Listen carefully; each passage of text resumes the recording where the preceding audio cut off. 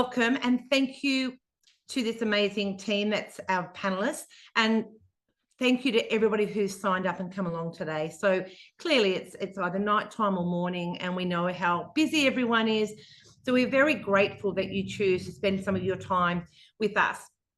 For those of you who don't know me, I am Linda Goldspink-Lord, and I am the co-founder and co-owner of Poseidon Animal Health. And we are a company that is completely dedicated to equine gut health. That's all we live and breathe it, and understanding and learning about gut health as an owner has been transformational. And I'm very honored to be on the journey of helping other horse owners understand what do we mean when we're talking about gut health. What we're really committed to doing is delivering high quality and science-backed education and gut supplements. I think it's really important to mention science-backed, particularly around education, because as many of you would know, there is so much information on Facebook, in some of those Facebook forums, and the information that's delivered is not always accurate. And the problem is that those inaccuracies then create challenges for our horses, which is why we are so proud to have amazing people that work with us at Poseidon, and we get to team up with 3 incredible equine vets in this webinar. We've got an amazing 90 minutes ahead of us, and it's insane, as I said, to have 3 equine vets join this webinar. I go to a lot of webinars. I'm always trying to learn. I've never sat in on a free webinar that had such a level of expertise. So thank you so much. And Hayley is saying she's super excited. Thank you, Hayley. So am I. And even though I get to work with these incredible people all the time, I'm always learning something new. And I think as horse owners, we just tend to feel overwhelmed. And what we want to do in this webinar is take the overwhelm away and increase your confidence. And also, it's a bit of a reality check. I think this webinar will create a little bit of tension around, wow, there are so many things we do that actually do increase the risk of colic, but how do we turn that around? What I'm going to do now is hand over to the panel and ask each panel member to just introduce themselves and talk about where they work, what's relevant information to share with you. And we might start with Dr. Nimet Browne. Hi, everyone. Linda, thank you so much for having me on this webinar. I'm really excited to share some information with everybody. I am an equine internal medicine specialist, and I'm currently practicing in a private practice in Central Kentucky, so the Haggard Equine Medical Institute. And it was really great to get invited because we see a lot of colics in our practice. And so it's really nice to be able to share some of that information with you guys. My tie to Australia is that I am half Australian. So I felt that kind of bond from the beginning. So hi to everyone on the other side of the world. Thank you, Dr. Nimet, and we are so excited to have you joining us with all your experience and knowledge that you'll be sharing today. Dr. Erin Roddy. Hi, everyone. So good to see you and excited to have some people joining us. I'm Dr. Erin Roddy. I'm currently in Ocala, Florida. I'm an equine veterinarian, and my main passions are nutrition and then rehabilitation of the sport horse. My connection to Australia is that I'm married to an Australian, also an equine veterinarian, and I lived in Sydney for 12 years, which is how I became involved with Poseidon. And then I've been back here in Florida for just about 2 years now. So excited about tonight and excited to get into it. Fabulous. Thank you, Dr. Erin. And Dr. Lizzie McCready. Hi, everybody. Thank you so much for being here. This is very, very exciting, as Linda said, to be in a room with multiple other vets and someone as knowledgeable as yourself, Linda. It's very, very special. So I'm Dr. Lizzie McCready. As you can tell by my accent, I'm originally from the UK, but I moved down to Australia back in 2018. So I'm based in the beautiful Yarra Valley, just outside of Melbourne, and I am an ambulatory vet. So I go out and see horses out on the road, but I'm fortunate to have quite a unique perspective on colic because I have spent time working in a hospital as well back in the UK, and I've been through colic as a horse owner as well. So I know what it's like to be in your shoes. And when I'm not in the clinic, I actually specialize in teaching horse owners all about emergencies and especially about colic. So really excited to share my expertise with you and can't wait to dive in. Fabulous. Thank you. So you can see, everyone, we have got an exceptional team here tonight. As we go through the webinar, if you have any questions, please just send them through and our team will answer those as much as they can during the webinar. But just to let you know, any questions that don't get answered, we will then have them all answered post-webinar as quickly as possible and then sent out to you. When we say we're passionate about delivering education, we mean that at every level. So we want to make the most of this opportunity and to tap into this incredible expertise. So what are we covering today? It's all things colic. Now, clearly 90 minutes means we can't cover everything, but we're going to do our very best to look at the reality of colic. And that's where Dr. Nimet will talk about what does it actually mean at that serious level when your horse is having colic and it's quite intense. Then we're going to do a quick, so it's creating a bit of tension. What is the reality? She has some amazing photos to show you. And just a warning, if you're eating and you have trouble with photos of actually real organs, we're going to be sharing some of those. It's quite amazing when you see how big a horse's gut is and it puts it in perspective. Then we'll dive into, so that's worst case scenario. Well, how do we prevent it? And Dr. Erin will take us through a lot of the tips around preventing. And I'm sure you'll be amazed at some of the risks that we constantly put to our horses, yet we can manage and prevent those. We can do everything right and colic can still occur. But what if, and even if, we can then go back and have prevention strategies in place to try and reduce that chance. Then we'll finish with Dr. Lizzie talking about what happens. So you're at home, your horse is showing signs of colic. What do you do? And she has amazing practical tips. But what's fabulous is that after today's webinar, where we are hopefully empowering you to understand what do you do, where do some of the Poseidon supplements fit in, but there's also continuing education, and Dr. Lizzie will talk about that when she does her session. So as I mentioned, we have got polls. Please jump in and fill those out. And again, if we don't have any questions answered today, we will get them. Yes, Lisa asked, will there be a copy of the recording? Absolutely, there will be. If you can't stay right to the end, totally understand. We normally do 1 hour webinars, but we've just found lately that people don't want to leave at the end, which is great. So we've made it a bit longer, which means it is 1.5 hours. If you do have to leave, be reassured you will be getting a recording. So let's get started. Oh, actually, no, before we do that, I just want to mention at the end, there is an amazing bundle that is on offer. So one lucky person, and we'll announce them at the end, will get access to a Poseidon Animal Health Bundle, which is really exciting, and also Dr. Lizzie's Ultimate Horse Health Kit. So an incredible opportunity. Plus, there'll be some other opportunities at the end that we can share with you. I'm just going to take us on a little bit of a journey just to start with, to put this in perspective. And we tend to do this with every single webinar. And I'm constantly asking myself and asking others, how do we make what we do to our horses okay for them? And that's a really tough question, because we still want to ride, enjoy, transport, breed, love them, but we've changed so much about them. And I think this slide puts it in perspective. Literally in the blink of an eye, we have changed so much for our horses. And this is not about judgment. This is not about, I don't want people sitting there going, well, gosh, I'm a really bad horse owner because I'm doing all these things. No, we understand we can't take horses back to how they used to be. But what we can do is understand that these changes have had an impact, and how do we manage them? So we are feeding and housing our horses to suit us, not them. Sometimes housing's a really tricky one. We can't always change that, but feeding we absolutely can. And Dr. Erin will take us through a lot of that later on. We know their system just hasn't had time to catch up, and they're often long periods of time without food. We know horses make stomach acid all the time. Their stomach should never be empty.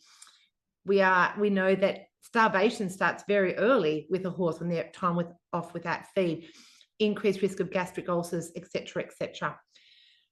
We know that horses rely heavily on their hindgut microbiome, microbiomes all the way through the gut of a horse, but they really rely on the helpful bacteria to ferment fiber to create, I call it magic. And what we need lots of different microbiome, and we need richness of the right ones.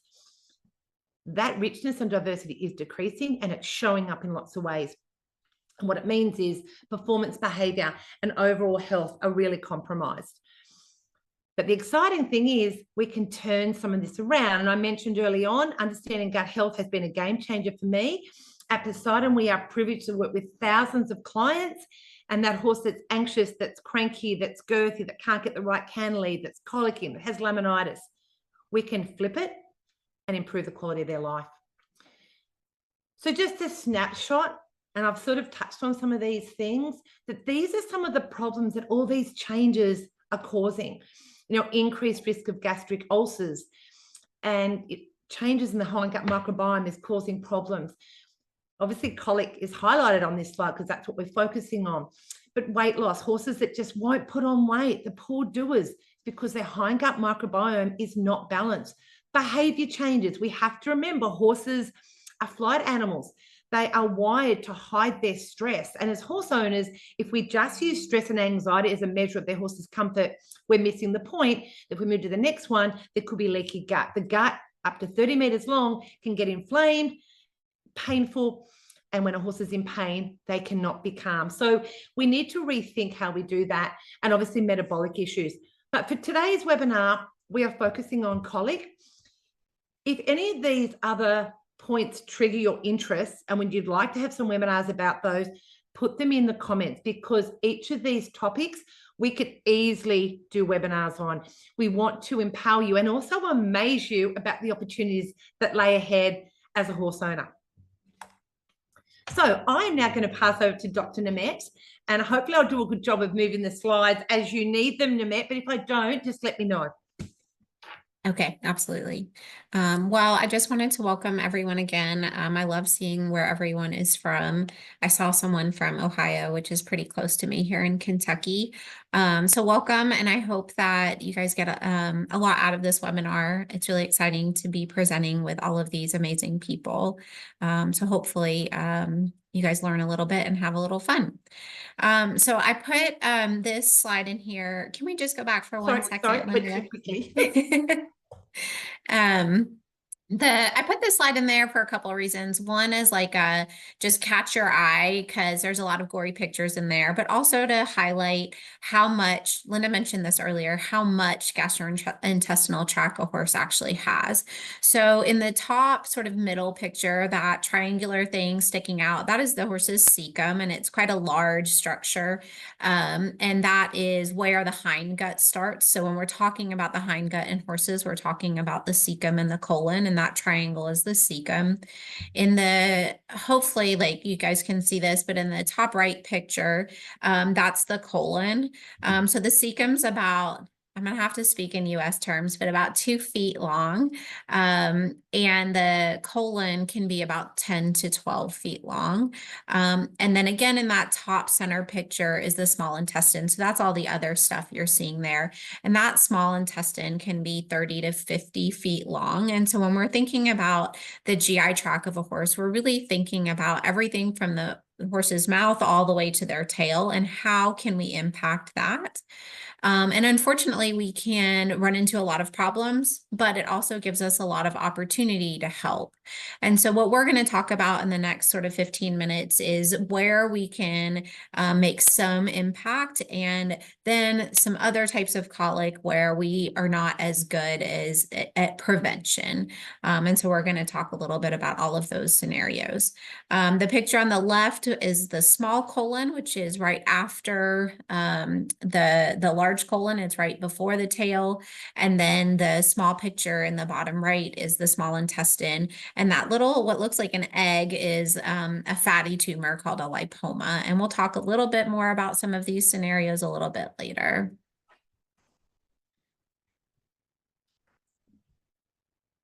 So why are we discussing colic tonight? We're discussing it because it happens a lot. And one of the things that I like to start off by talking about is the word colic in and of itself can be a little bit misleading. And so the word colic really just means abdominal pain. And in horses, abdominal pain can be from a number of different causes.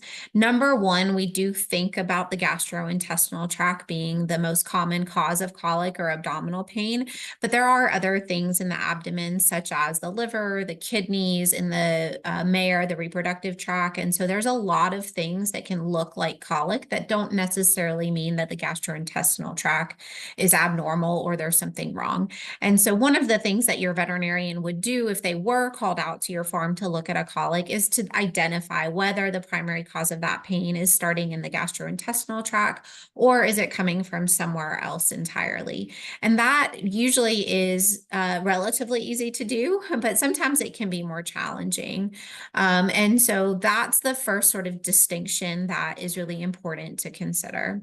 And then when thinking about colic, it tends to be a really scary word and something that people are really anxious about and certainly want to avoid in horses.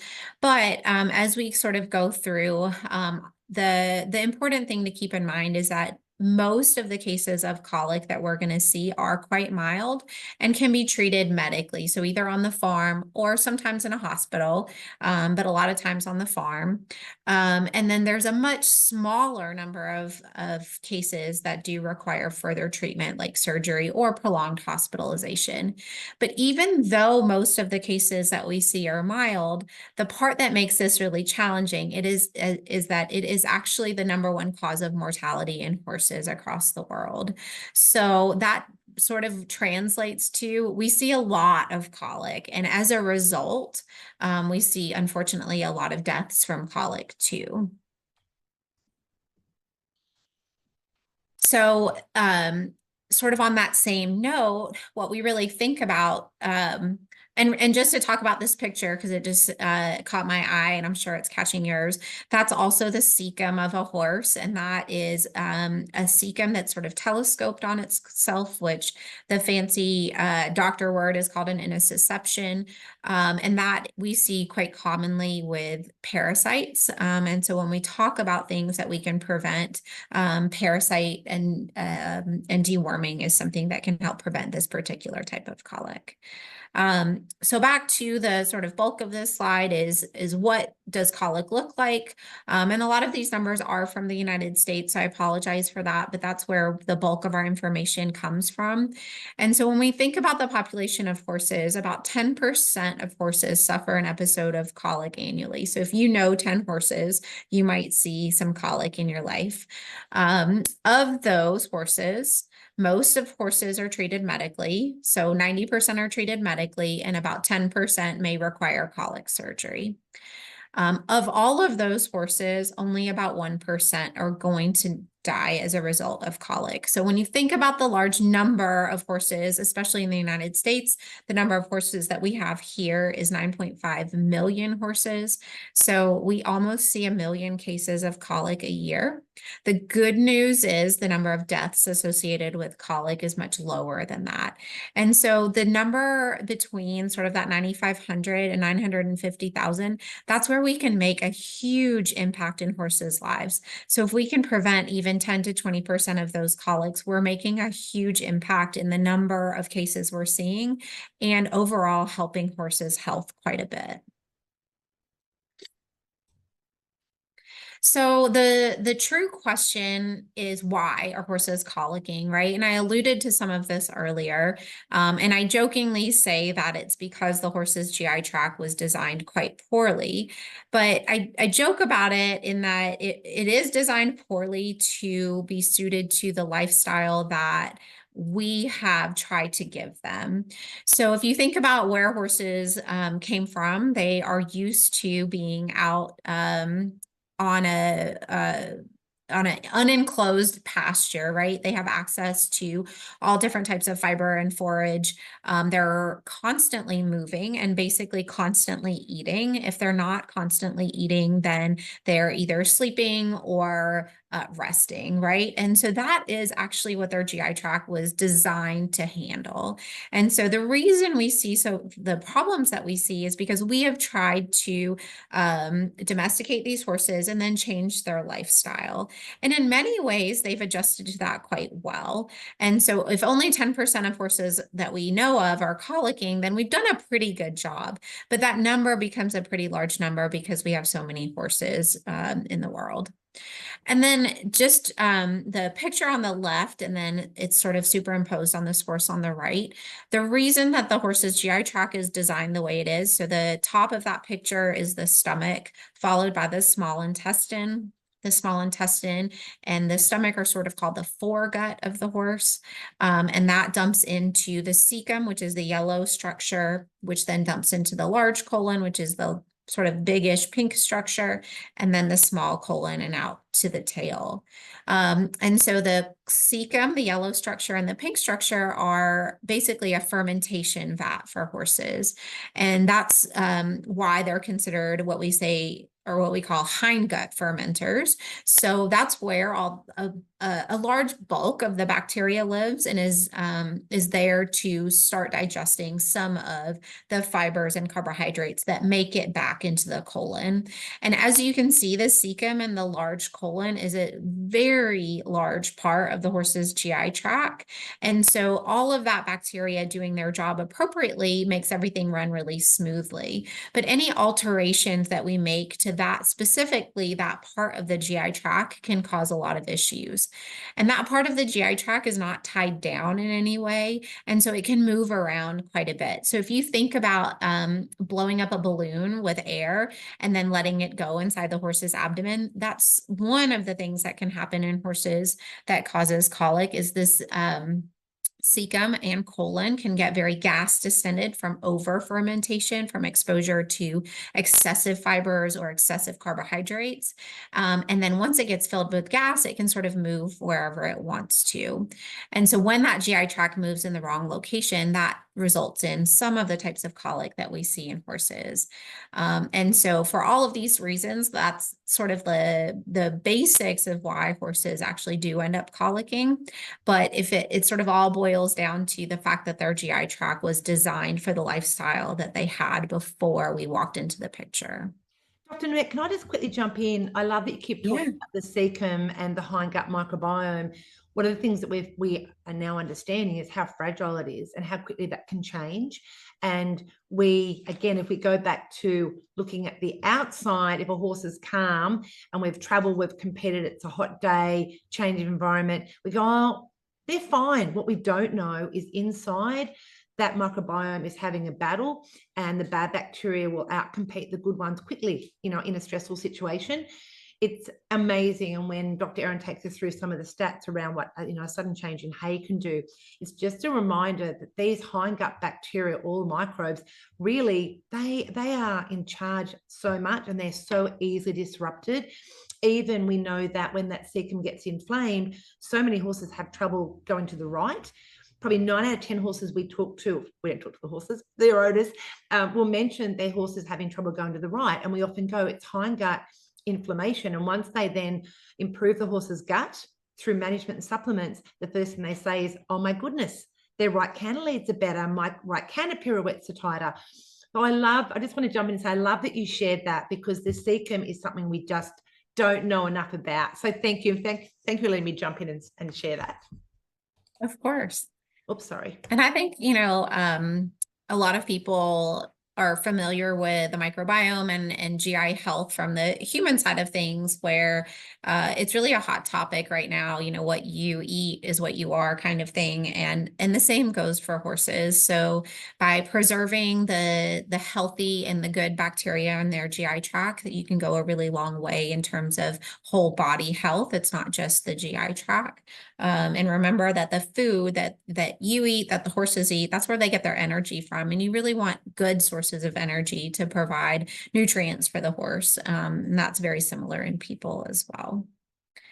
So sort of jumping back into colic in horses. So as a horse owner, the thing that is really important is how to recognize colic, and then what to do and how to react. And so just like any other medical condition, colic can range anywhere from very mild to quite severe. And the severity of their clinical signs really can guide you in terms of what's going on. And so things to look for in your horses. laying down at odd times. And so this may seem like a funny one, but if your horse does live out in a paddock and you go out there and every time you go out to the paddock to greet your horse, it always runs up to the gate. But today it's actually laying in a different part of the paddock. Maybe it's away from the herd. Maybe it's away from the friends that it has out there. That would be quite unusual and certainly cause for concern. Now, it may not be colic, it may be unrelated, but it may be that something is going on. The same thing if they're laying down in their stall, maybe during feeding time when usually they're quite eager to eat. And on that same note, another mild sign of colic may be that they just didn't finish their dinner. So a horse that's typically very eager to eat doesn't eat all of it. That could be an indication that potentially their stomach hurts from ulcers. That's something that we pretty commonly hear people describing, and more typically after a grain meal than a forage or fiber meal. It's also really important to keep track of your horse's manure output. And in addition to the total number of piles, what they look like can give you a real good idea of what's going on with the horse. So most horses' manure is in pelleted form and has like a nice glisten to it and is quite moist. Those pellets can get quite dry if they are dehydrated or if they don't have access to enough water. So really important things to look at. You can also sometimes see parasites in manure, so definitely something to keep an eye on. So those are sort of more mild. As we get into the more severe colic, we start seeing things like profuse sweating or have a high respiratory rate. Some horses will start pawing, and that pawing may be quite aggressive or more mild. Either looking at or kicking at their abdomen may be an indication that there's abdominal pain. And then again, as we get increase in severity, we start seeing behaviors such as rolling and then sometimes even more violently rolling. And so those are the horses that you're walking around and they just tend to want to lay down the whole time. And that would be sort of the most severe end of the spectrum. And the severity of the clinical signs is going to be sort of your guide to how quickly should I call my veterinarian. So any of these signs should indicate something is wrong, but certainly if a horse is colicking and laying down and won't get up, then that would be certainly more of an emergency than one that maybe just didn't finish his dinner tonight. And so any sort of those clinical signs would prompt a call to the vet. Once your vet gets out there, they are going to do a colic examination. They're going to try to figure out, as we talked about earlier, first, they're going to try to figure out whether this colic or abdominal pain is gastrointestinal or extra gastrointestinal. And for the sake of tonight, we'll just talk about GI related abdominal pain. And so one of the first things we're going to do is do vital parameters on your horse. So listen, take a temperature, a pulse, and a respiration, very basics, and just make sure all of those are within normal limits. Then the next step would be listening to the gastrointestinal sounds. So if any of you guys have been really hungry, which I am tonight, your GI tract starts talking to you, right? And the horses will do the same thing. So even without a stethoscope, sometimes you can hear your horse's GI tract working, and that's really normal. But your veterinarian is actually going to take their stethoscope and listen to different sections of the abdomen to try to hear some of the noises that are supposed to be there. The absence of GI sounds has been linked to surgical colic, and so that's really important to consider. Next, we usually do a rectal exam, and that's going to help us sort of get a feel, for lack of a better word, of what's going on in the abdomen. So we can feel for distension of the GI tract, we can feel for impactions, and then typically most veterinarians will then reach for ultrasound, which is depicted on this chestnut horse here. And then you can see the image in the top left corner. So ultrasound is going to give us about a 30 centimeter depth view all around the abdomen and is going to help us differentiate from different types of colic. The picture in the top left is some distended small intestine. It's a two-dimensional view of the small intestine of a horse. And then lastly, one test we can do is called an abdominocentesis, where there's normally a fluid that bathes the GI tract, and actually getting a sample of that fluid can help identify whether that GI tract is healthy or not. So once we have all of that done, then we try to decide a couple things. Is this a medical colic or a surgical colic? So that's really important. And then is this a type of colic that we can treat on the farm versus is this something that needs to be hospitalized? And our initial exam is going to be really important in trying to classify what group the horse's colic signs belong in. And then into the nitty gritty, I'm not going to spend a lot of time on intestinal accidents because this is really the group of colic that's really hard to avoid. As the name sort of depicts, these are sort of weird instances that happen that shouldn't happen. So this egg-like structure, which is a lipoma or a fatty tumor in a horse. In horses, they do like to grow on stalks. And for whatever reason, after they grow on that stalk, it can wrap itself around the small intestine. When it does that, it cuts off the blood supply and then results in this devitalized tissue, this dark purple tissue you're seeing in the bottom left picture. Now, there is some evidence that horses that are overweight may be predisposed to lipomas. And so that may be one way to prevent this type of colic, but we certainly see it in older horses that are not overweight as well. It does tend to be a disease that we see in older animals. And then things like hernias that they may be born with, again, are things that we're not going to be able to prevent.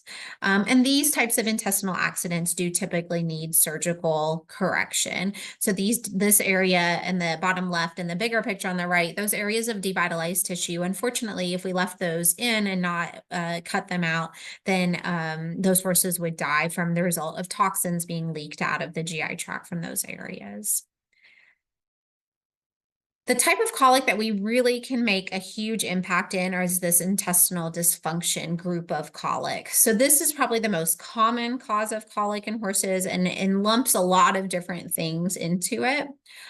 So gas and spasmodic colic, as we sort of mentioned and alluded to earlier, is when we have a buildup of gas in the colon, and either just the gas buildup itself has caused it to move locations, or the opposite of that, or sort of in a similar vein, is spasmodic colic, where that horse's GI tract is just cramping, whether it's because there's too much gas distension or just like us, whether they've eaten something that doesn't agree and it's cramping, can be hard to differentiate, but certainly can cause quite a bit of abdominal pain.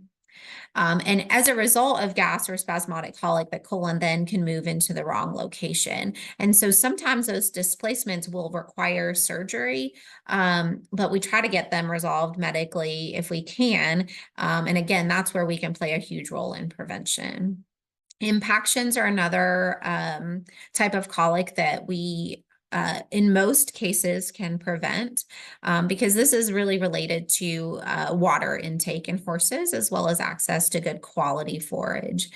So horses that are drinking really well will tend to hydrate their manure quite well. And if their manure is hydrated or their GI contents are hydrated, then things can get through much easier. As they get more dehydrated from stressors such as travel or housing or heat, then we do tend to see an increase in this type of colic. And then we talked about intussusceptions earlier, which is where the GI tract telescopes on itself. I put those in this category because those intussusceptions, for the most part, are related to parasites in horses. And so that's another big category where we can make a huge impact medically and try to avoid surgery if possible. And then the last sort of category, which again, we can make a huge impact in, is these infectious or inflammatory causes of colic. So the infectious causes are typically the result of a buildup of bacteria that already lives in the GI tract, like Clostridium, or the ingestion of a bacteria that doesn't always live there that's then able to grow because the environment isn't quite right. And so Salmonella certainly is one of those types of bacteria that we see that a normal horse with a normal GI tract may be able to pick up and get through without any issues. But a horse that's stressed or has an abnormal GI tract, that Salmonella may be able to set up shop and then cause pretty severe disease in horses. Potomac horse fever is something that we see quite commonly in this area. It's another type of bacteria that again can cause pretty serious clinical disease in horses because it gets rid of a lot of that good bacteria that then creates diarrhea, and that diarrhea can be quite severe.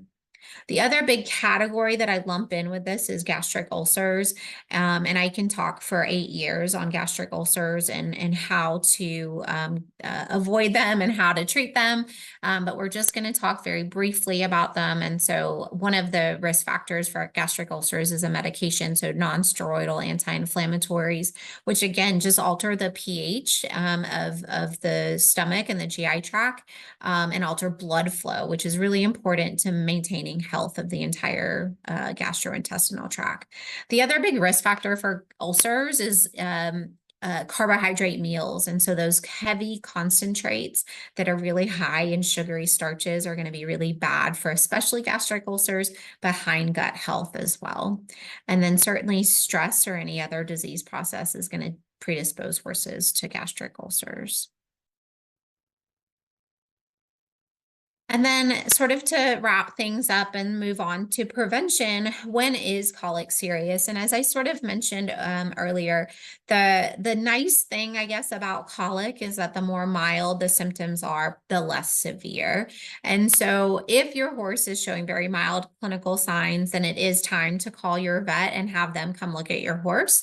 But it doesn't necessarily mean that it's going to be hospitalized and or need surgery. The more severe their clinical signs certainly would indicate that that horse may need to be hospitalized and may need colic surgery. And so sort of can help gauge a little bit of your reaction to what your horse is doing.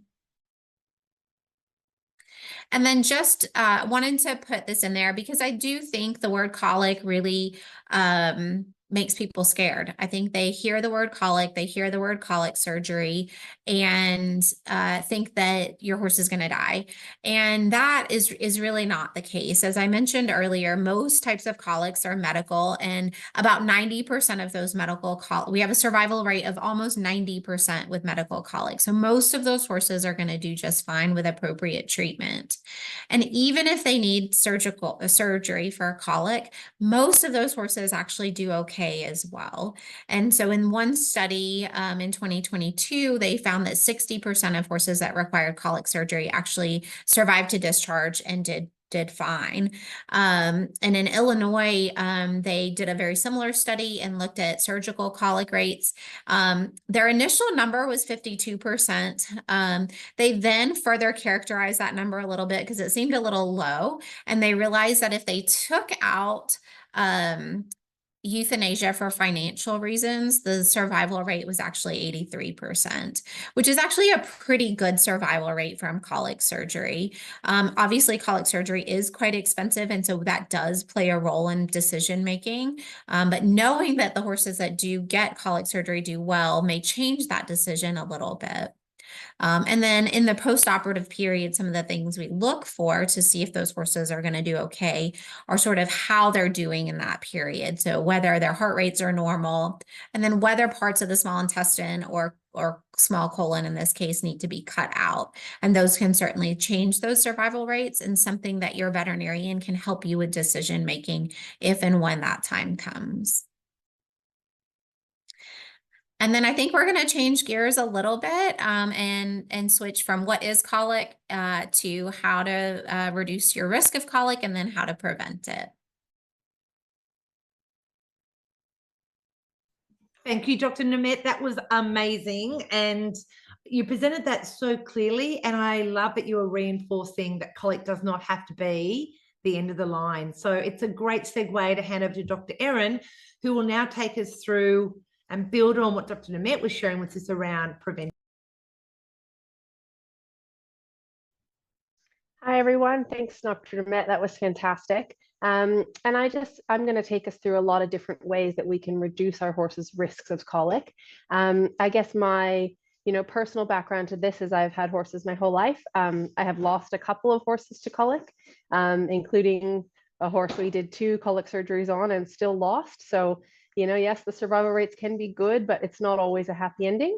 And then my business before coming to Poseidon was actually ran a rehabilitation center, and we specialized in rehabilitating horses either from chronic medical colic or from surgical colic. So I guided quite a number of owners and trainers and horses through getting through a colic episode and also hopefully preventing it in the future. And so certainly I learned a lot through that, and that's part of what drove me to become involved with Poseidon and working to prevent it for more people.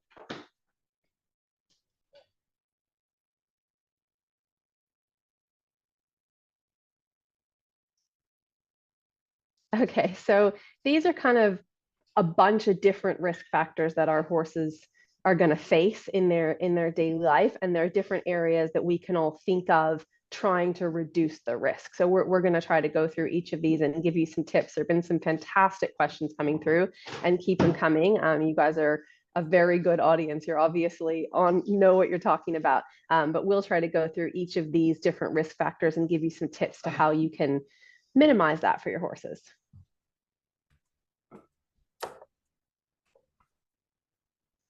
Okay, so diet.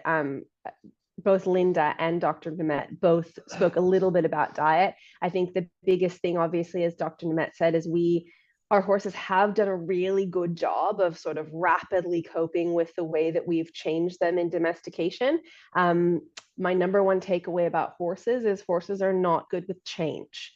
They really like consistency in their lives, and they particularly like consistency in their diet. So as little as we can change their diet, and if we have to change their diet as slowly as possible, the number of colics that I have seen and certainly experienced where you ask if you've changed the diet recently and the answer is yes, there is a real direct link between rapidly changing diet and colic.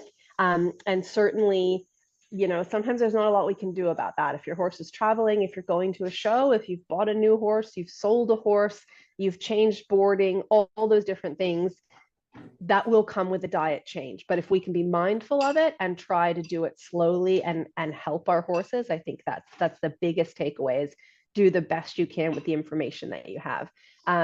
Obviously, a lot of you've already asked about size of feed. Certainly large feeds are not ideal for horses. As Dr. Nimet said, horses are designed to eat continuously in small amounts.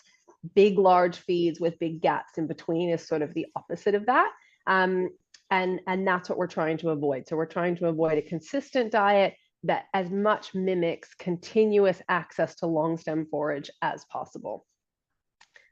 And, there's a lot of other sand, mycotoxins, seasonal changes. Obviously, we talked about starch. All these things increase the risk of colic because they're putting a stress on the horse's system, what they're designed to actually process. And just before we change slides, I love the photo on the left. Oh, good. It's actually perfect that we're on the, no, we can go. It's perfect. It's the same photo. I love the photo on the left. That's actually Linda's personal horse, Molly. And one of the reasons that we took this photo is because Molly is showing us about how much hay she's supposed to eat in a day. And I think a lot of people are really shocked when they find out how much hay their horse should be getting fed. I can't tell you how many clients say, oh yeah, my horse gets a biscuit twice a day or a flake twice a day. And that for most horses is just not enough. So we really wanted to visualize for you that Molly lives out on that beautiful pasture all the time, and she still gets fed that much hay. So I think really thinking about the amount of long stem forage in your diet is a great place to start. We've got a really handy graph here for you about how long you should take in changing forage. And this is something I struggle with personally. If you don't have big hay storage or you're in a boarding facility, you often can't buy hay months in advance, years in advance. You might be getting new hay every week, every couple of weeks, every couple of months. And if you can try to plan ahead to where you give yourself this time to change over that forage, you will really see an improvement in your horse's health and a reduction in their colic risk. If we change hay quickly, that I would say, anecdotally is probably the biggest risk of causing colic. And you can see how that risk decreases as we get away from that hay change. So whatever you can do to try to plan ahead, whether that's taking your hay along to a show or whether that's trying to not wait till your last bale before you order your next shipment, things like that, that's a really easy way to quickly reduce your colic risk. So diet management, we've talked a little bit about this. Ensuring pasture access as much as you can. I can't harp on this enough, and I know it can be a real challenge for a lot of people, but we have to remember that horses were designed to be on pasture all the time. That's not reasonable for everybody. That's not feasible for everybody, but it's something to keep in the back of your mind. So If your horse can have access to pasture, or you can work for them to have access to pasture, you'll see huge benefits in so many of their health, aspects. If you can't do that, then think about how you can replace that. So variety of fiber is really important. More forage, beautiful Molly's keep continuing to show us how much forage she needs to have to be a happy, healthy horse. So that 2% body weight per day, it's very easy to get a weight tape or ask your veterinarian to help you. A lot of vet clinics, if you're going in, they have a scale. You can quickly run your horse across the scale, and you'd often be shocked. I am always shocked. I am very lucky that my horses go to a vet clinic quite often, and I weigh them quite often, and I am still shocked by what they weigh and how much hay they actually need. And so all of these tips are really encouraging you to try to emulate that long stem forage all the time. So if your horse can have access to pasture 24/7, that's fantastic. If they can't, then you might just have to get a little bit more creative about trying to increase the amount of long stem fiber, the variety of long stem fiber, and how you deal with that. I had an amazing client in Australia. Her horse actually had 3 colic surgeries, about 12 months apart each one. And we actually determined that he had an excessively long colon. So in his 3rd surgery, he actually had part of his colon resected. But a big challenge for her was because he had such a long colon, it liked to twist on itself. She boarded this horse, so she was not able to see him, sort of from dinner time till the next morning. And she ended up getting to the point where we were hanging 13 or 14 slow feeder hay nets. This was a big 18-hand dressage horse, 13 or 14 slow feeder hay nets in his stable overnight, so that we could get to the point. I said, I want you to get to the point where in the morning there is still hay left. That's really the goal. If there's not hay left in the morning, then your horse's stomach and potentially their GI tract has been empty. And that's where we run into so many problems. So she had to get pretty creative with that horse, but eventually we got him to a point where he didn't colic again. And after 3 colic surgeries, she was very happy that we did find that point. So sometimes it's about getting creative and just exploring your options.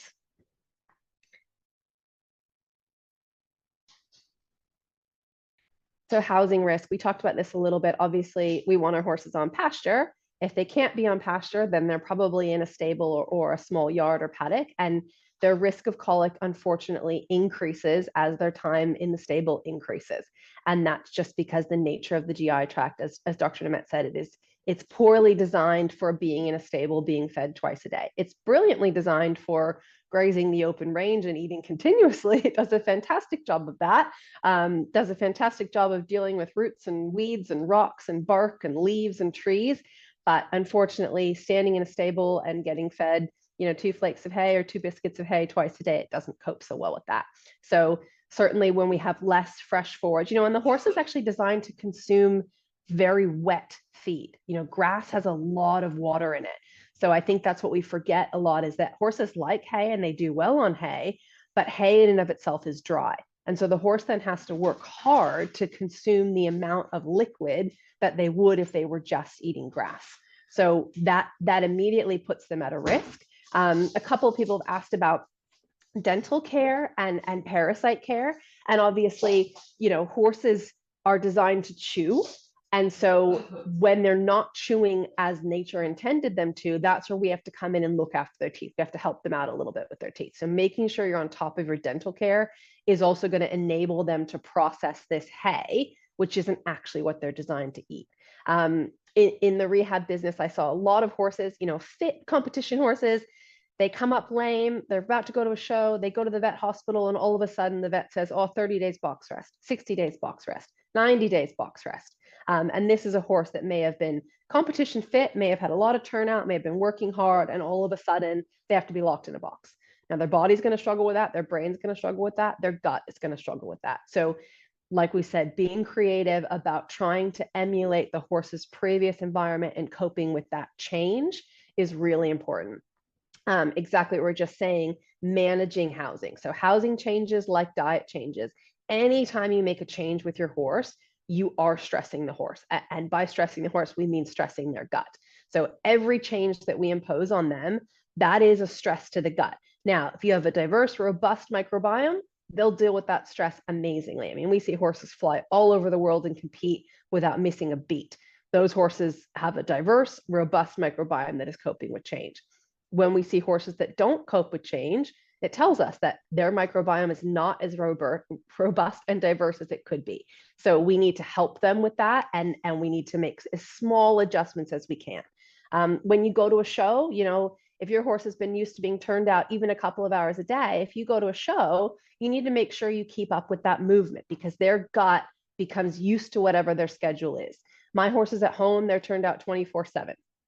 So when I go to a show, just being in the class for 30 minutes or 45 minutes is not as much exercise as they're used to. So it's important to get them out and walk them. If I go to a show where they have yards for rent, I make sure to rent a yard and get them out. Anything you can do to keep the routine the same is really going to help your horse. And then just being ahead of things a little bit. We talked about, you know, monitoring your horse. That's really important. And also just thinking about, okay, I'm taking my horse to a show. They're not used to being off their pasture. So maybe I'll wet their hay down. Maybe I'll increase the wetness of their feed, add some wet beet pulp, or soak their feed, or make it a bit more sloppy, add a mash, something like that, just to try to stay ahead of these risks. That's really important, and can save you a lot of stress and expensive vet bills.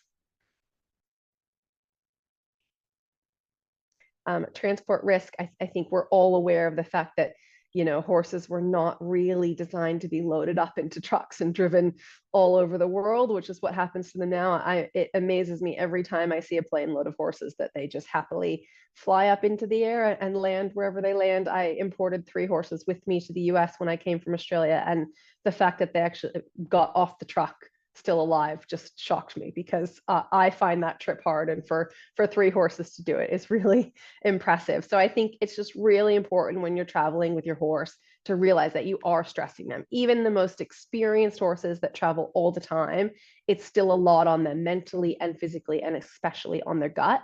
So we need to try to stay ahead of that, making sure that you reduce the stress as much as possible, making sure that you make as small changes to the diet as possible, really being on top of their hydration status. The number of horses, I'm sure we can all attest as veterinarians, that arrive at competitions and are colicking, that's probably the worst feeling. You get to a competition and you just want to show your horse, and they don't eat and they don't drink and they're colicking, and it happens all the time, and it's because of the travel. So we're hopefully going to give you some tips to deal with that, but that's something to really never take too seriously. I have a lot of people ask me about the risk of choke when traveling, and this is probably one of my little soapboxes that I get on, but I have traveled a lot of horses in my time. I experience a lot of traveling horses. I don't see a lot of horses that choke in the trailer. I do see a lot of horses that colic when traveling. I much prefer horses to eat when traveling if possible. If you're worried about choke, making sure that your horse is up to date on their dental care is the biggest way you can prevent choke, and then feeding them through a slow feeder at an appropriate height. And if you want to, wet that hay down. If choke is really scary for you, I would encourage you to hose down the hay in that slow feeder. Make sure your dental care is up to date. But I just think horses do so much better when they can eat when they're traveling. It makes them calmer, it makes their gut happier. And I just find it solves so many of the problems that we see in traveling horses. And then the other thing, obviously, Dr. Nimet touched a little bit on the use of medications. And I know particularly here in the US, we're allowed to use medications when competing.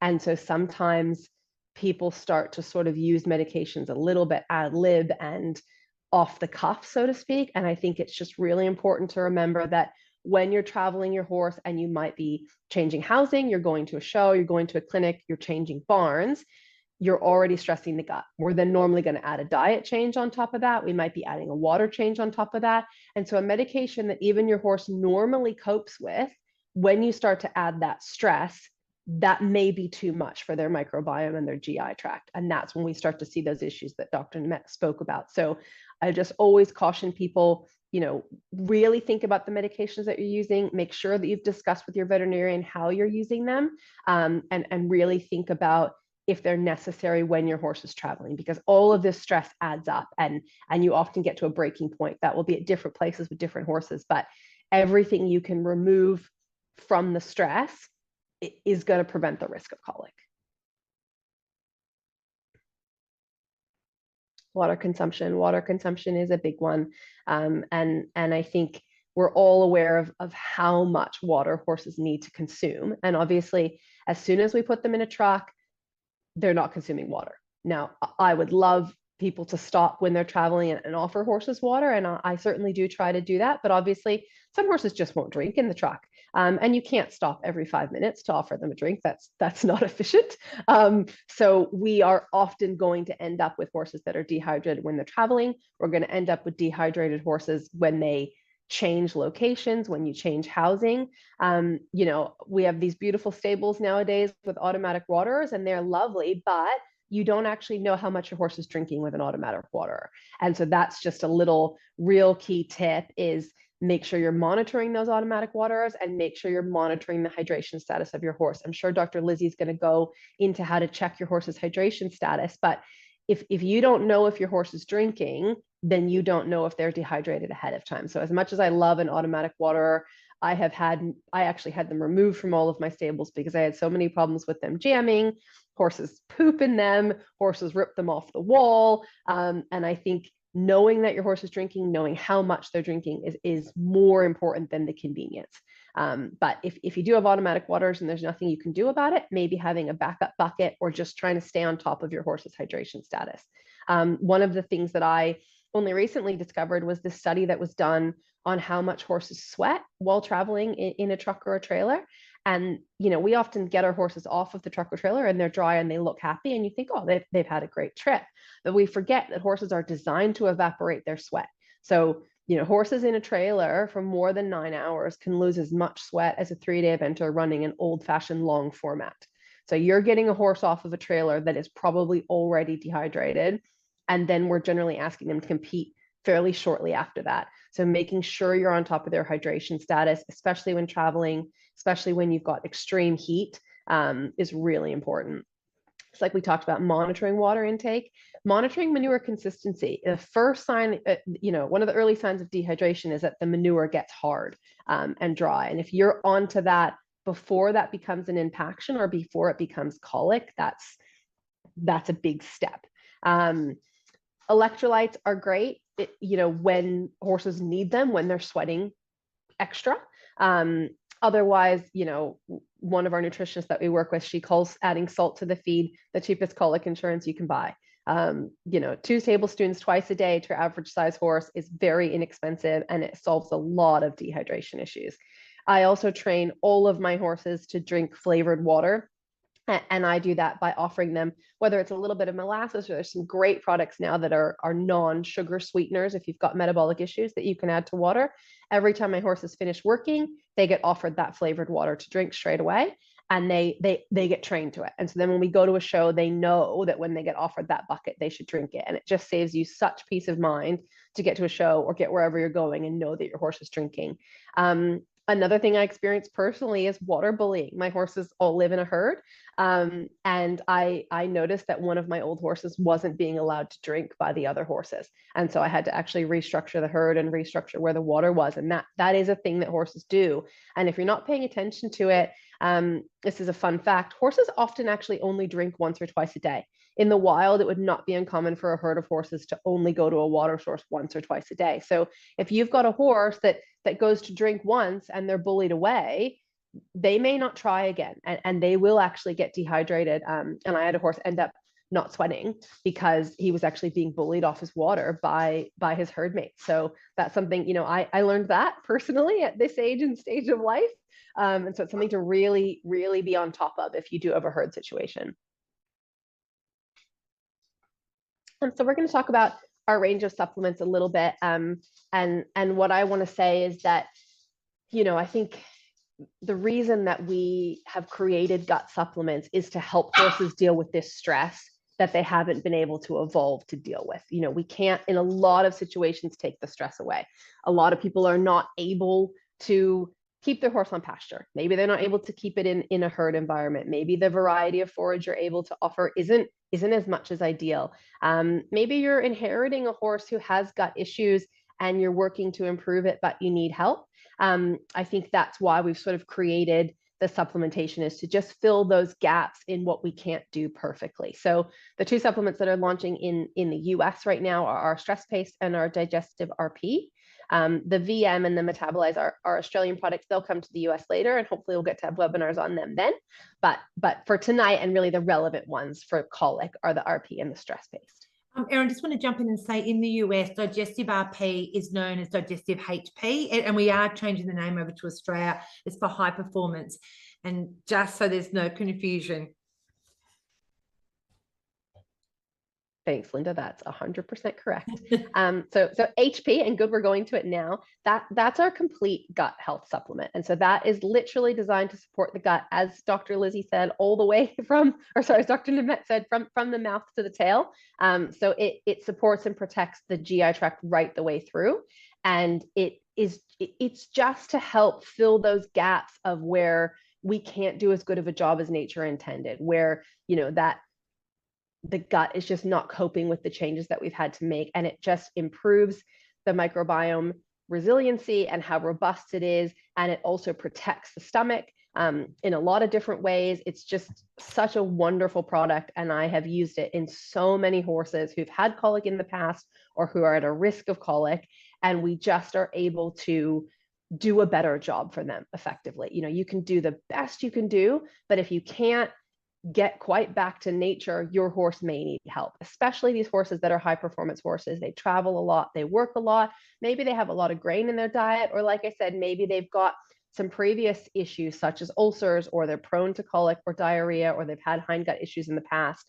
That may be due to, you know, the more we're learning about the microbiome, we realize that's passed down from generation to generation. So it's possible that your horse has inherited a dysbiotic microbiome from their grandparent, and they're still dealing with it, and you're still dealing with it. And that's where supplementation comes in and can really make a huge difference in their ability to cope with the stress that we're imposing on them, and also to cope with the places in their diet and their management that we can't quite do perfectly. I also love HP, you know, for any horse recovering from illness or injury under any kind of medication. Like I said, at any time that we're just not quite doing everything we can, or we have a horse that's not quite coping as well as they can, this product just really helps fill those gaps. So these are all the wonderful ingredients. You know, Linda likes to call it the magic, and she's not wrong.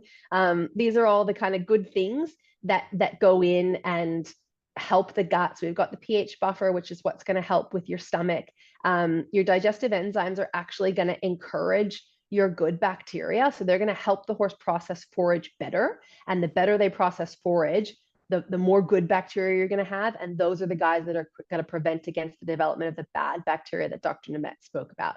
The pre and postbiotics are like the fuel and the support for those good bacteria, that we're just making the environment better for them. Amino acids are just fantastic for everything. They help build muscle, they help recover from exercise, they help support a really strong and healthy gut wall lining. They just do all the things really if you haven't got good amino acids. And a lot of times our diets are deficient in some of the amino acids that horses need. And that's where we find adding those in can just make all the difference.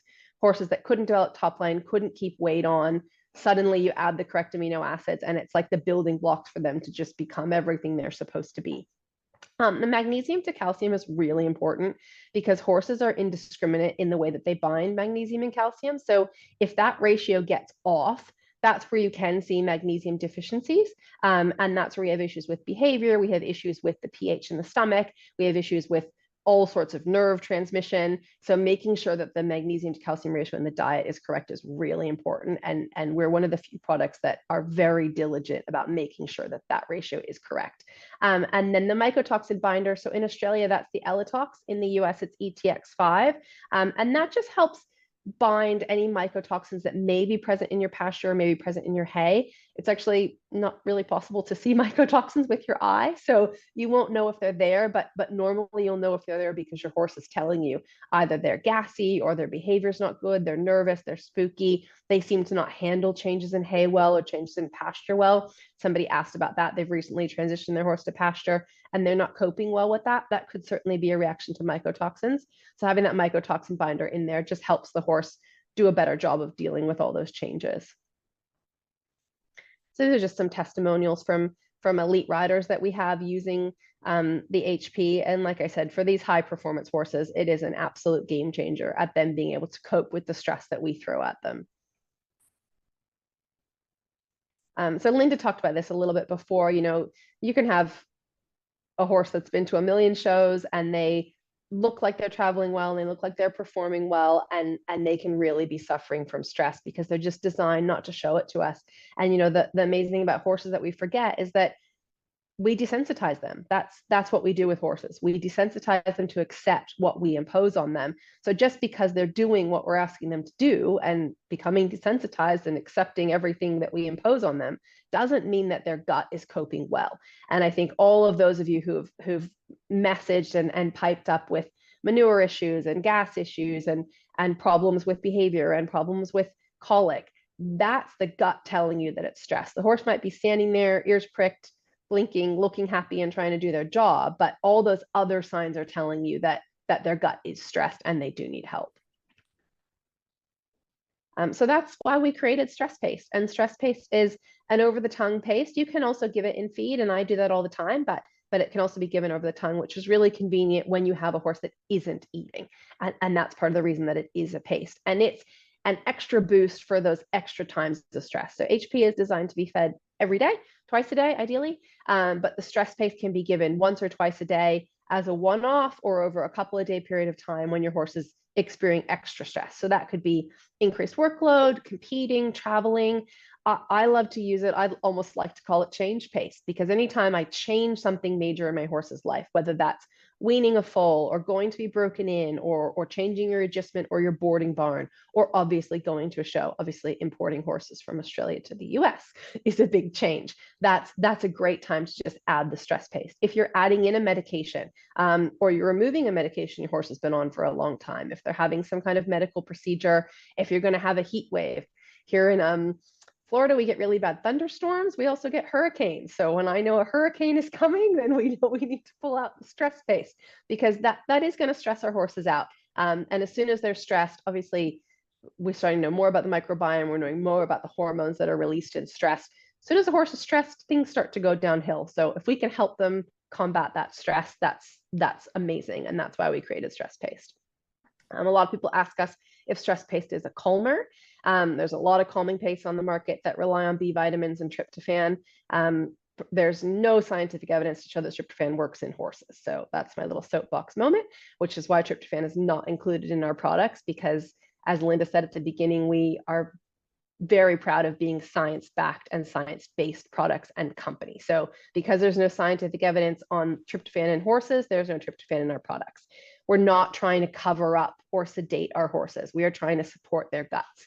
That being said, we get a lot of people that tell us their horse is calmer and performs better on Stress Paste, and that's because we are supporting and protecting their GI tract. A lot of horses have acid splash, and that's what causes them to be stressed and misbehave at shows. And that microbiome, as soon as the microbiome is stressed, that will directly affect your horse's behavior. So the more you can support their GI tract with all the tips we've given you, and also protect it with Stress Paste, then we see such an improvement in behavior and performance and just the way that they cope with the stress. So these are lots of changes. I think I went through most of them of when you could use Stress Paste. There's really no wrong time to use Stress Paste. It's non-swabbable, it's show safe, so there's no risk of using it. Horses like the taste of it. I give it to my horses all the time, and I recommend it to clients all the time. And it is a great thing to have in your tack box or in your trailer. And you know, the number of horses that I've had come off a truck at big events and they're not eating and they're not drinking, and you give them a tube of Stress Paste, and 30 minutes later they're eating and drinking, and you look like a hero and miracle, life is better, and we can go on and compete.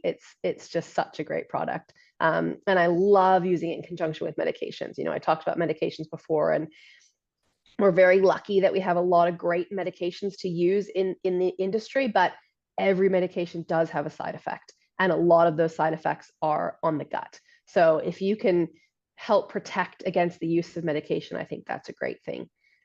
These are some really good reviews we've had from Stress Paste in particular in relation to colic. It's a great thing to use at colic time, and I think Dr. Lizzie will talk about that. But yeah, hopefully we've given you a lot of tips, and hopefully you can go back and look at those slides and obviously ask any questions about what can be applicable to your personal horse. Thank you, Dr. Erin. You explain it again so easily. And again, it's about giving us strategies and hope, because the underlying message is that this gut microbiome is very fragile and we just underestimate it. And we are so proud of these products and we know they're delivering because of the feedback we're getting. So thank you very much for that. Now I'm going to pass over to Dr. Lizzie, who's been very patiently waiting, and we have covered some of the content. She'll, I guess, build on that, but now it's about taking it to the next step and going, what do you do in an emergency? So Dr. Lizzie, I will hand over to you. Thank you, Linda, and thank you, Erin and Nimet. It's always, even as a vet, I find I'm learning something new about horses and especially gut health every single day. And I think that is something that we probably all have common together here in this room, is that you're a continuous learner. So I'm really excited to now delve into what you should be doing amidst a colic episode, because even if you go away and you implement every single strategy that Dr. Erin has spoken about, there is still a chance that your horse could get colic, unfortunately. As Dr. Nimet mentioned, there are some serious design flaws in our horse's digestive system that makes them slightly incompatible with the way that we are managing them from a modern husbandry perspective. So it really pays to be prepared. And this is what you're going to need to know how to do. So within any form of emergency, I like to apply my 3-step ACT emergency framework, because this allows you to act confidently and competently. Because who here, just let me know in the comments, has actually experienced a colic episode firsthand? And how did you feel in the middle of that? Because I know that the majority of owners that I come across, they are scared, they're stressed out, they're worried about what's going to happen to their horse, and they're certainly not thinking logically most of the time. And that is because physiologically in your brain, the blood flow moves away from the logical parts of your brain that knows what to do, and it just goes straight into our emotional centers. And we immediately start thinking about what's going to happen and is my horse going to come out the other side of this or not? So by having a system to fall back on, it allows you to go in a bit of autopilot mode. And I like to use the ACT framework for colic and any emergency that I come across, where A stands for assess, C stands for communicate, and T stands for treat. And this will allow you to think with your horse's best interests in mind, even when your stress levels are really high. Now, the first part of the ACT framework, which is assess, this is where you're going to be bringing in your horse health assessment. Now, I find the majority of owners, they notice their horse has got colic, that the horse has got colic signs. They frantically call the vet, blurt out a little bit of information and just say, please get here as quickly as possible. And aside from us knowing that your horse has got colic, we don't know a huge amount else. So the best thing you can really do is actually start off by getting your horse's vital signs and following the steps within the horse health assessment. So this gets you to look at your horse's demeanor. You're then going to count their respiratory rate, their heart rate. You're going to listen to their gut sounds, take their temperature, feel for their digital pulses, and have a look at their mucous membrane color and their capillary refill time. Then you can call your vet with all of this information, which is going to make such a difference to us being able to help you over the phone, and us also then being able to gauge how severe your horse's colic might be. So I'm going to just breeze over the horse health assessment. We unfortunately don't have time to go deep into it in the moment or right now. But when you're doing it, always start off by looking at your horse's demeanor. There are over 70 different pain signs which have now been documented within the equine discomfort ethogram, which is our horse's way of communicating to us that they're not quite right. So it's well worth knowing your horse's body language and being able to spot those subtle differences. So just note those down from a distance. Are they turning around and looking at their flank? Are they just standing separately from the herd? Are they potentially pawing a little bit, or maybe are they just standing there lip curling? Some of the signs can be really subtle. They're not always going to be lying on the ground, rolling and thrashing. Then before you put your hands on them, it's best to count their respiratory rate at this point. And you can do this by looking at their flank region, or if they're puffing, they might show some nostril flare. And I always recommend that you count their respiratory rate before you touch them, because as soon as you go to get your stethoscope out and listen with your heart rate, you're naturally going to cause a mild stress response in your horse. So it's better to do it at the start, so you're getting as true a reading as possible. Then you're going to get your trusty stethoscope. You'll pop that on, and then you'll tuck it right under your horse's left armpit. And then you're going to be listening for their heart rate. Now, heart rate and severity of colic tends to have quite a close-knit relationship. If we go out to a horse and their heart rate's 40, I'm often not panicking. If I go out and their heart rate's 80, I'm starting to see that as a red flag, and there's a potential that that horse might need to go off to a hospital, either for intense medical treatment or for surgery. So just with this one parameter, you can get a pretty good idea of how severe the colic might be. Then with your stethoscope still on, you travel over to your horse's flank and you listen to their gut sounds. Now, as Nimet mentioned, the horse's intestines is about 100 foot long. So we have to listen to their guts in 4 different places. So we do a top and a bottom of the flank on the left and the top and the bottom of the flank on the right. And we're essentially listening to different parts of the horse's gut. And we're trying to get a gauge of, is the gut moving like it normally would, or is it going slower than it normally does, or potentially faster? Now, any changes, be it slower or faster, just indicate that there's some form of dysfunction. So we then pair that with the other clinical signs to get a gauge of what type of colic we're dealing with.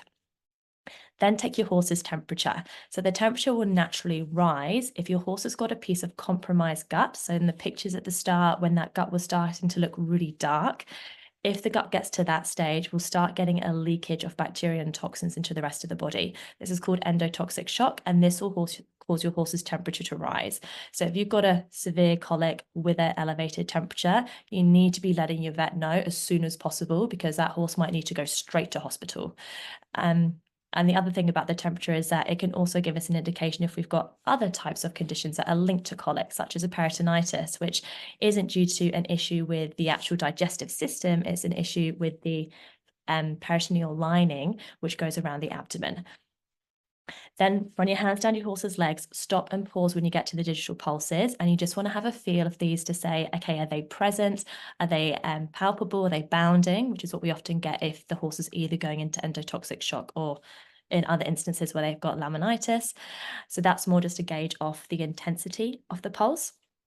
And then you want to have a look at their gums. So you want to lift up their top lip. Some horses tolerate this better than others, so it might take a little bit of training on your part, but lift up their top lip and have a look at the color. Now, normally it should be a light pink and the gums should look nice and moist. And that moisture is an indicator that the horse is hydrated. When we experience horses with colic, the gums often change color and they become darker, either a dark pink, maybe even a red. Sometimes they've even got a purple tinge.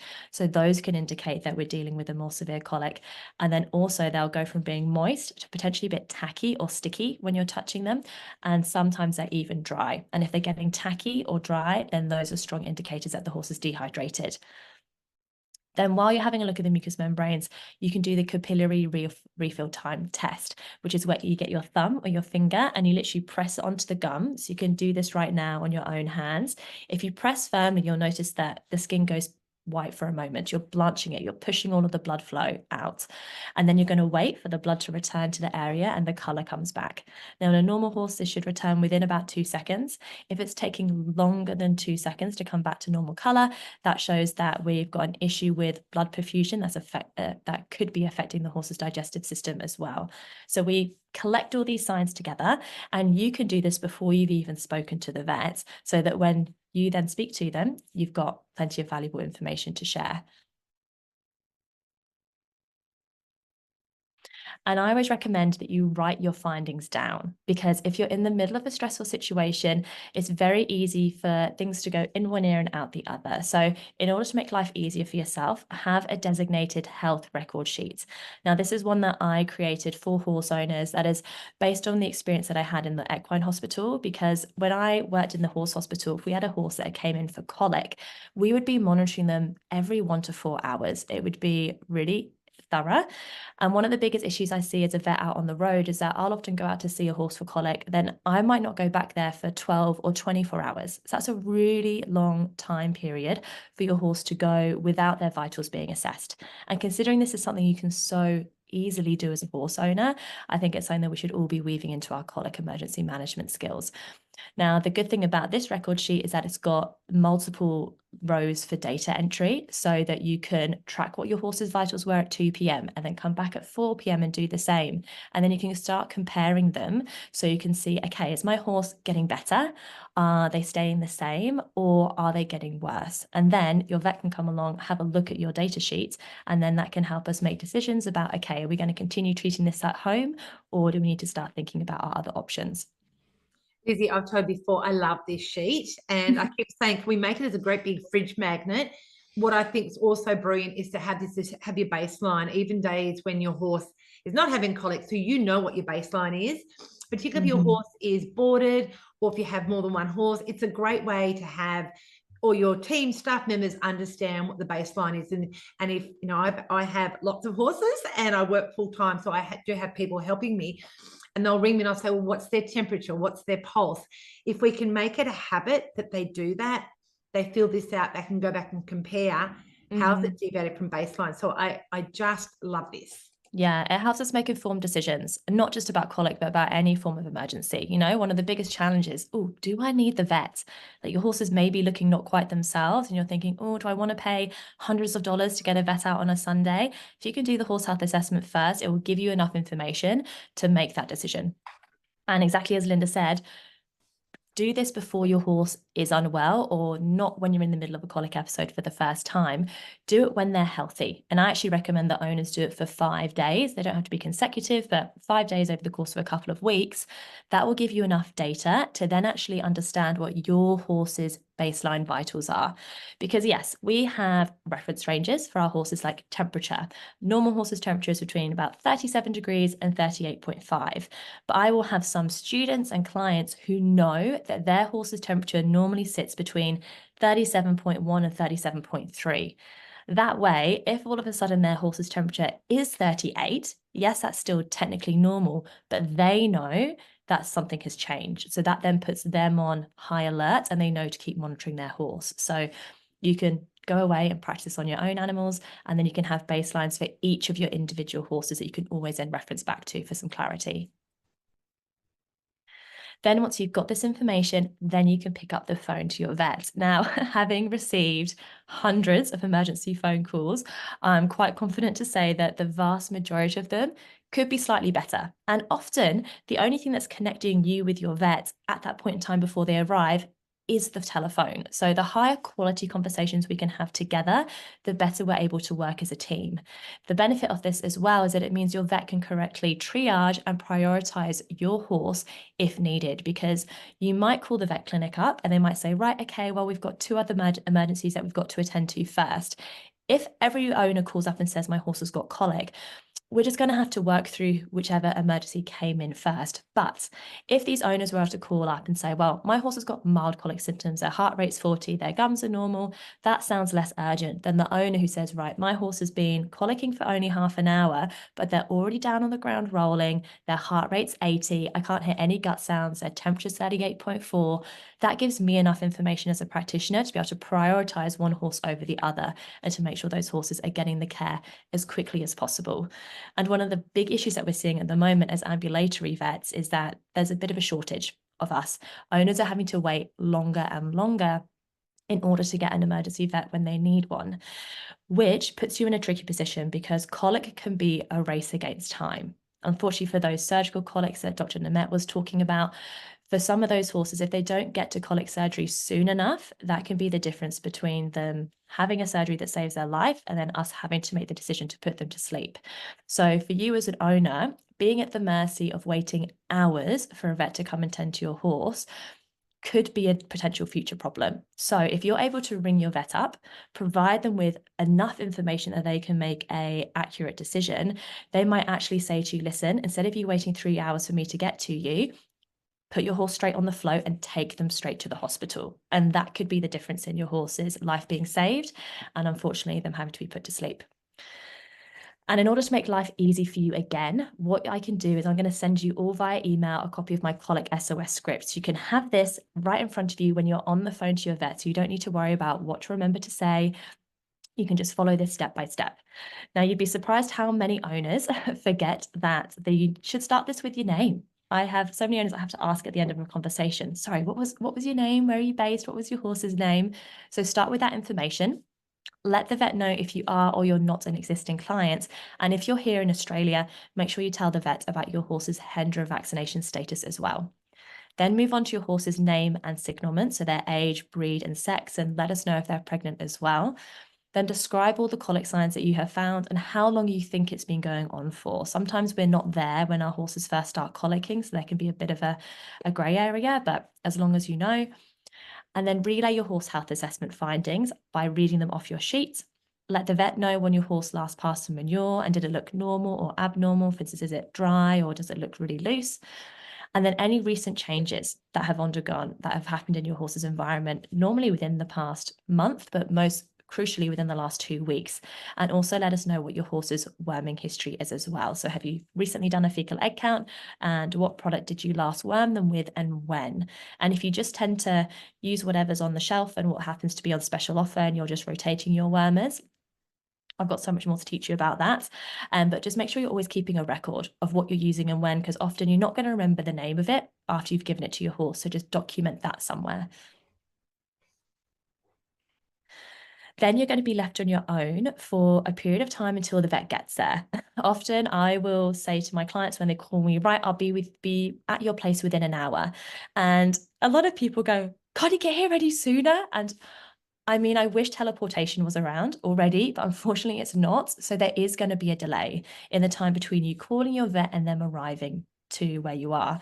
So follow these steps in order to help you help your horse while you're waiting for the vet to get there. So start off by removing all feed. You would be really surprised how many horses will still continue to try and eat even when they've got colic pain signs. So just take away the option for them and then move them into a safe area, because if they get down and they want to roll, we don't want them being tied up in the wash bay.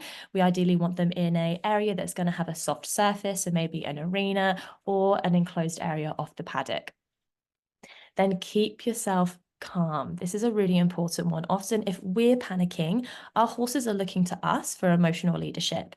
So if you're panicking, you're going to increase your horse's stress. And we know that panic increases the perception of pain. So even just by taking a few deep breaths and by following these steps, you're going to help keep yourself calmer and more in control of the situation. Then you can walk your horse in hand. What's important with this one, though, is that you do take regular breaks. I don't want you walking your horse non-stop for 60 minutes, because otherwise they're going to become exhausted. And the only thing worse than a horse with colic is a horse that has got colic and is also completely tired out. The benefit of walking is that it's not necessarily going to help the colic unless it's a mild case of gas colic, but it will distract them from the discomfort. So this makes them less likely to roll. And you can walk them on concrete if you want to reinforce that as well, because they're less likely to go down on a hard surface. If your horse does want to go down, they don't want to roll, but they just want to lie there and rest, I say let them, because it's like us curling up on the sofa and just saying, I just need 5 minutes. I'm not feeling myself at the moment. But if they are rolling, I'd encourage you to get them up and try and take them for a walk. While you're waiting for the vet, repeat your horse health assessment every 30 minutes and document your findings on one of the next rows.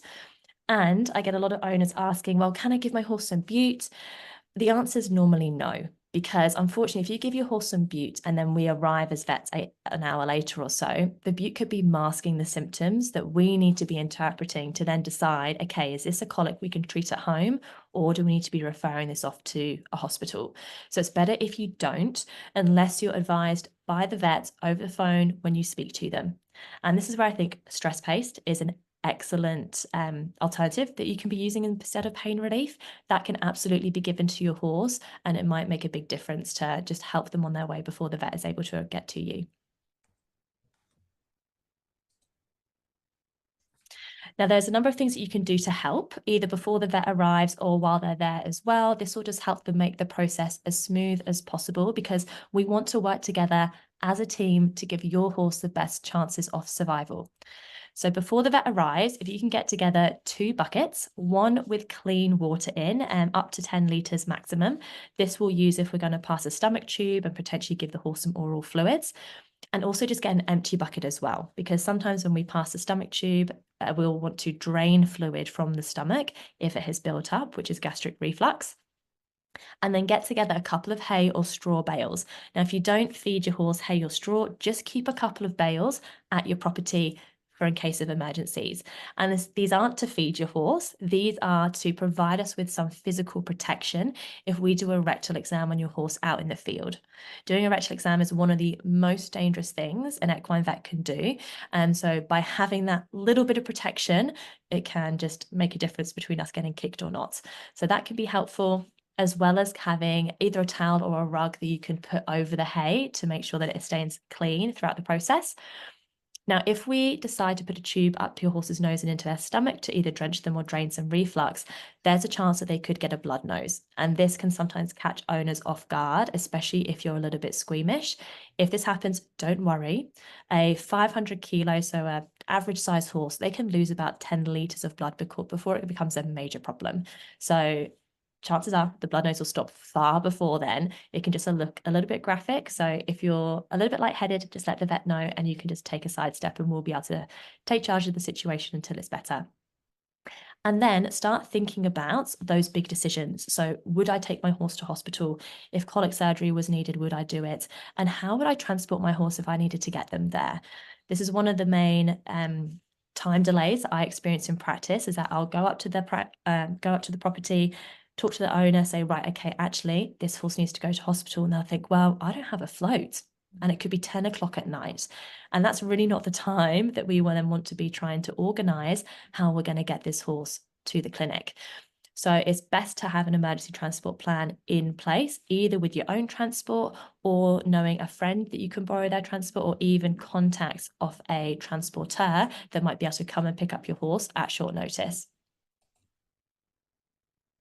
So that was a very brief overview of colic emergency care, but my main takeaway tips are that even some of the best kept horses can still get colic. So it is crucial that you do everything that Erin has mentioned, and then you also are prepared by knowing exactly what to do in a colic crisis.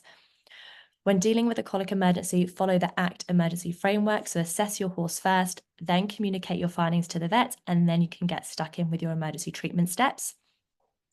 Practice your horse health assessment when your horse is normal in order to learn their baseline vitals, so you have something you can continually reference back to.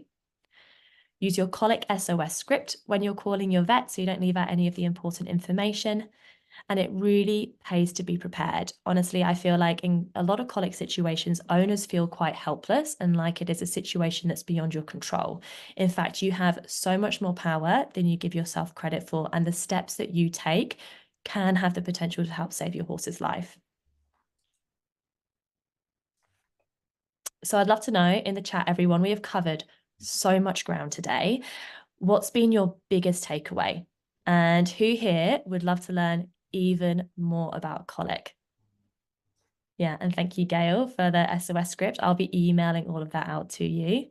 So you won't get an email with a copy of the horse health assessment sheet, but I've got something very exciting to share with you now in a second. So we have covered so much ground, and I would love to say that you're going to go away and remember everything that we've spoken about, but just the way the human brain works, you'll be doing really well if you're able to retain just 10% of everything that we've spoken about. And there's also so much more when it comes to colic. So I have poured my heart and all of my expertise into creating a new resource for horse owners. Like I said at the start, I have, oh, sorry, do you mind if we go back a second, Linda? Yep. Hang on. I've experienced colic as an ambulatory vet, working alongside a world-class team in a hospital and also as a horse owner. So like Erin, I recently lost one of our most loved family ponies to a surgical colic. It was a strangulating lipoma, that little fatty ball that Nimet was talking about. And that happened in February. And my anchor through that process was that we were fortunately able to give her the best chance of survival. And I know not every horse gets that. And part of that was due to the fact that we had my experience to rely on to help make those decisions. So I've collected together all my favorite resources, and this bundle is going to be really ideal for you if you want to expand and deepen your knowledge beyond what we've gone through today, if you want to improve your colic and horse care practical skills, if you want support to help implement those strategies to reduce your horse's risk of colic, you really want to feel less stressed, fearful, and uncertain about colic, and overall, you just want to feel more confident, empowered, and capable.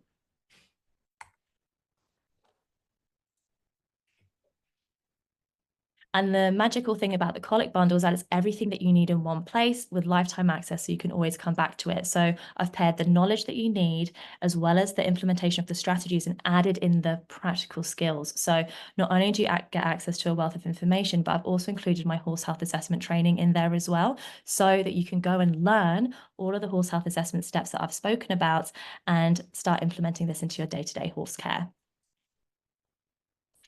Now, as a brief little overview of what's actually included in the bundle, you can just scan the QR code on the top right of your screen if you want to go straight through to the website. But in part 1, you're going to be diving into the fascinating anatomy and physiology of your horse's digestive system, and you'll learn what is happening inside your horse during the various types of colic, which we haven't had a chance to go into detail about today.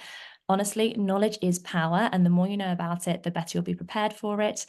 Then in part 2, you're going to become even more aware of the colic triggers in your horse's everyday life, and you'll be equipped with immediate strategies that you can implement in your everyday horse care to reduce their risk.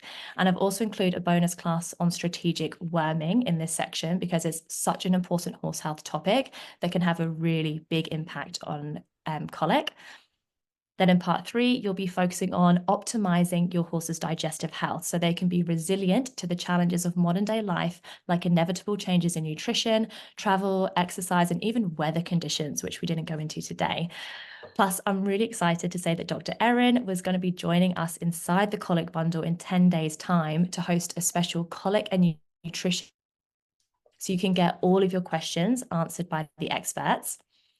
Then in part 4, we go beyond what I spoke about today with regards to colic emergency care, because even, unfortunately, if you implement every strategy we've spoken about today, your horse could still get colic due to those inherent design flaws in their digestive system. So it really pays to be prepared. And when you're dealing with a colic emergency, it can be a race against time. So I want you to be equipped with the best knowledge and the practical tools to give your horse the best chance of survival. And this is where I've included my horse health assessment course as a bonus to make sure that you have the hands-on skills that you need.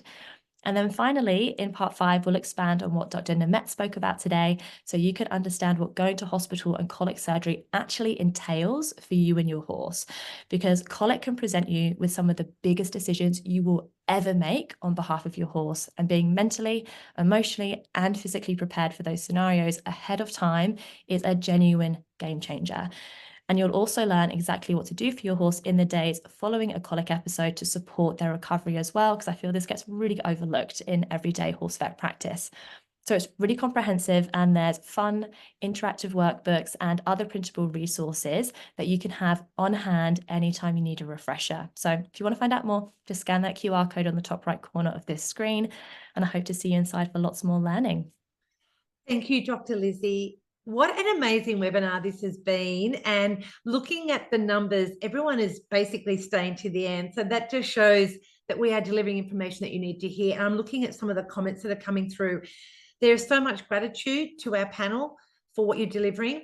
We had planned to have questions at the end, but the great thing is everyone's been sending questions through as we go, which is fabulous. So it's meant that I've been able to let the speakers on the panel talk a bit longer and expand. So if you've still got a question that you really want to ask, still send it through, because we will then get that answered. But thank you so much to the team, because I'm watching the questions, I'm watching the responses, and we are so fortunate to have this knowledge so that you can take what you've learned and feel a lot more empowered about it. So it's been absolutely brilliant. Just to finish off, Dr. Lizzie spoke about the Colic Bundle, and there's the QR code for that. We have got an offer for everybody who's joined the webinar to go onto our website and use this code to get 15% off online, and it is time limited, so please make the most of that. We mentioned earlier that we've just recently launched in the US, and it's exciting to see so many people from both New Zealand, Australia, and the US joining us. We really are at the forefront of gut health at Poseidon, and our passion and our commitment to delivering really great information is evident by this webinar. So please spread the word about the information we're sharing. You now have access to Dr. Lizzie and the incredible work she's doing. This is our first webinar with Dr. Nimet. but I'm actually really excited to be able to do more with her, particularly when she spoke about gastric ulcers, because we'd love to do another webinar around gastric ulcers. There's so much that we've learned now. Things have changed, so we'd like to share that more with you all. And 100% of people so far are saying the webinar has been useful, which is fabulous. We want to make sure we're delivering what you really need. So just to finish off, and we have got a little bit over time, so thank you for hanging around, everyone. We did give ourselves an extra half an hour, but I think we need about 5 hours to get everything done. But just, sorry, I'm having trouble with that clicker. Okay, no, the clicker's decided to finish. Won't let me move on. I just want to announce the winner of the amazing package. Sorry, I don't know why this is not. No, it's okay. The winner of the Ultimate Horse Health Kit, which is a combination of Dr. Lizzie and Poseidon supplements, is Jessica Walker. So Jessica, we will reach out to you and share the details on how you access that. Just a reminder, there's a post-webinar poll. I'm looking at people saying they love our products. That is fabulous. Dr. Lizzie, there's been comments coming through about people that have done your course. And obviously, Dr. Nimet and Dr. Erin, you have offered so much value today. We are so, so grateful. We will just stay online just for a few minutes. If you have to leave, just a reminder, we are doing a recording. We will send this out to everybody. You'll get a reminder, or you'll get all the answers to the questions sent out to you. If you haven't had a question answered, don't panic. We will get that done. If there's something you are desperate to ask, perhaps you didn't want to share it in the poll or make it public, please reach out to us individually. At Poseidon, we are so fortunate to have 2 full-time vets working for our company. And we obviously have the relationship with Dr. Nimet and Dr. Lizzie. We also have equine nutritionists working at Poseidon. We want to make sure what we deliver to you is the best possible at every level. So we're really excited about the growth of the company. Hey, Linda, can I jump in real quick there? Sorry. Yes. I just wanted to respond. There's been so many amazing questions. I'm so impressed every time we do a webinar, bar just how much you guys care about your horses and how much knowledge you already have. As Linda was saying, we're really committed to education. And if you do hop on our website, there are lots of blogs, lots of articles there on all topics relating to nutrition, gut health, diseases, etc. So if we didn't get quite enough time to answer, there were some very in-depth questions that came through. Feel free to hop on the website and have a look, and I think you'll find a lot more answers there as well. Thank you, Erin. So we will finish up unless there's anyone else. Dr. Lizzie, did you want to add anything before we finish off? No, I just want to say thank you for everyone who's shown up, and also to Nimet and Erin. I think colic is one of the most pressing health issues of our time, and it can be really devastating to go through as an owner. So I think it's amazing that we're clubbing together and really starting to think about what we can do to help keep our horses happy. And for everyone who's here, there are so many unseen hours that go into putting these webinars together. So thank you for all of the time that you've taken outside of like your busy equine vet practices. And yeah, I really hope our time together here is going to make a real positive impact for the horse world. And share this webinar far and wide, everybody. Send it to all of your horsey friends. And yeah, I'm sure we'll be doing another one at some point soon. Yes, thank you, Dr. Lizzie. I really don't think I can add much to that. Thank you guys so much for showing up and being engaged in learning about colic and all the topics that we have to offer. It's been a great webinar, and I'm glad that everyone's enjoyed it. Thanks to Linda and Dr. Lizzie and Dr. Erin. You guys have been a pleasure to work with. Thank you. Again, thanks everyone. So good evening for some of you in parts of the world, and enjoy the rest of your day for the rest of us. And we look forward to you joining us at our next webinar. And please send through feedback if there's anything we could have done differently. Again, any other topics that you'd like to cover, any ways that you can help us share our knowledge and expertise. Thanks again, everyone.